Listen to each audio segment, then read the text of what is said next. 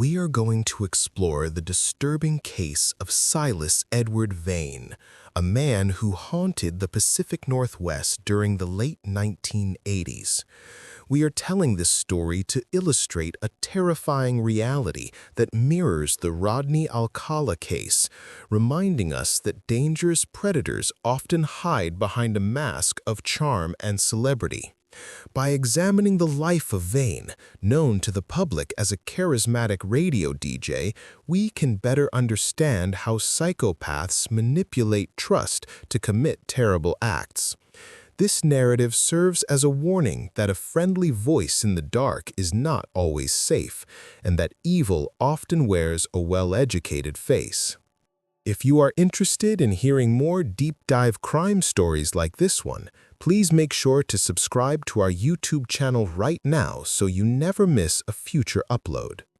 Silas Edward Vane was born in 1952 in a small coastal town in Oregon, the only child of a librarian and a fisherman who was often away at sea. Vane was a brilliant child who was reading at a college level by the age of 10, impressing adults with his vocabulary. However, other children found him cold and detached, and neighbors later recalled that family pets often vanished after Vane was seen playing with them. Despite these red flags, he breezed through high school with high grades and earned a scholarship to the University of Washington to study broadcast journalism. During college, his narcissism bloomed as he became obsessed with the sound of his own voice and the power he could exert over an audience. He graduated near the top of his class, yet he viewed people merely as props in his life rather than actual human beings. After college, Vane drifted between jobs before finding his true calling in late-night radio, a medium that perfectly suited his need for attention and his desire to remain unseen. By 1978, he had secured a prime spot at a popular Seattle radio station hosting a show called The Night Shift. Listeners would call in to share their secrets and heartbreaks, and Vane's voice was described as hypnotic and soothing. He quickly became a local celebrity known for his ability to charm even the most distressed callers. However, police believe that this job was merely a hunting ground for him to find vulnerable women who were lonely or isolated. He would often arrange to meet these listeners to offer personal advice, using his status to gain their trust instantly before revealing his true predatory nature. The first crack in Vane's mask appeared in 1982 in an incident eerily similar to Alcala's early brush with the law.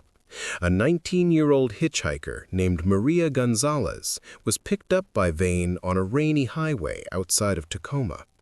Vane drove her to a secluded cabin instead of her destination, claiming he needed to stop for equipment. Maria sensed danger immediately and managed to jump out of a bathroom window, eventually finding rescue from a trucker on a nearby highway.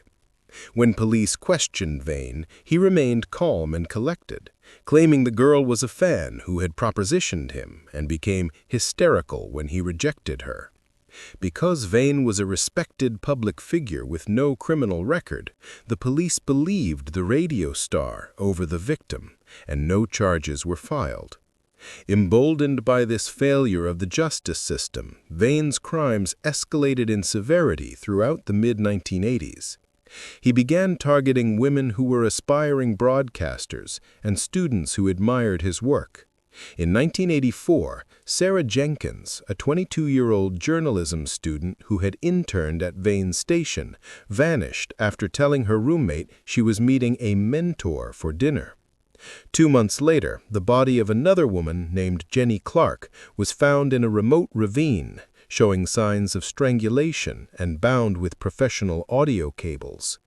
Police struggled to link these crimes because Vane was meticulous, using different vehicles and never leaving physical evidence.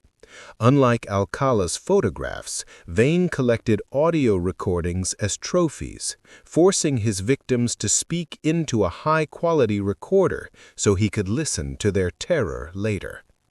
The parallels to the dating game killer became even chilling in 1987 when Vane participated in a televised charity telethon while actively under investigation for a minor fraud charge. He stood shoulder to shoulder with the police chief and mayor during the broadcast, smiling and taking donations for crime victims. Investigators now believe that the body of his fifth victim was concealed in the trunk of his car in the parking lot at that very moment. This audacity was a hallmark of Vane's pathology, as he enjoyed toying with the authorities. He would drop subtle hints on his radio show about the darkness in the city, knowing his listeners interpreted it as poetic commentary rather than a confession. The turning point in the investigation finally came in 1991 through forensic science and Vane's own arrogance.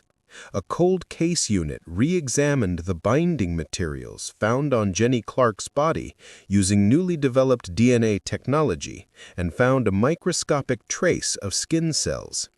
At the same time, a woman named Elena, who had dated Vane briefly, came forward with a disturbing story.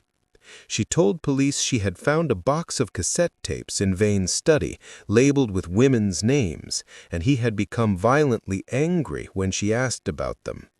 This tip gave the police the probable cause they needed to raid Vane's home. The raid on Vane's secluded farmhouse revealed a house of horrors, including a soundproof studio hidden behind acoustic foam panels. Inside, detectives found a collection of over 50 cassette tapes, each labeled with a date and a name. They also found jewelry and personal items belonging to at least 10 missing women, and the DNA sample from the 1984 murder was a perfect match to Vane. Faced with overwhelming evidence, the Velvet Voice finally fell silent and refused to speak to investigators. However, his silence did not last long, as he decided to represent himself in court, a remarkably similar move to what Rodney Alcala would do years later. The trial of Silas Vane was a media circus, dubbed the Radio Silence Trial, as Vane turned the courtroom into a stage. He cross-examined the parents of his victims with cruel precision and tried to paint himself as a victim of a police conspiracy. He used his smooth radio voice to charm the jury, spinning elaborate tales of planted evidence and jealous ex-lovers. However, the prosecution played the tapes found in his home, and the courtroom listened in horrified silence to the terrified voices of the victims. The contrast between the charming man in the suit and the monster on the tapes was undeniable, leading the jury to convict him in less than 3 hours. Vane was sentenced to life without parole and died in prison in 2018, still maintaining he was a misunderstood artist.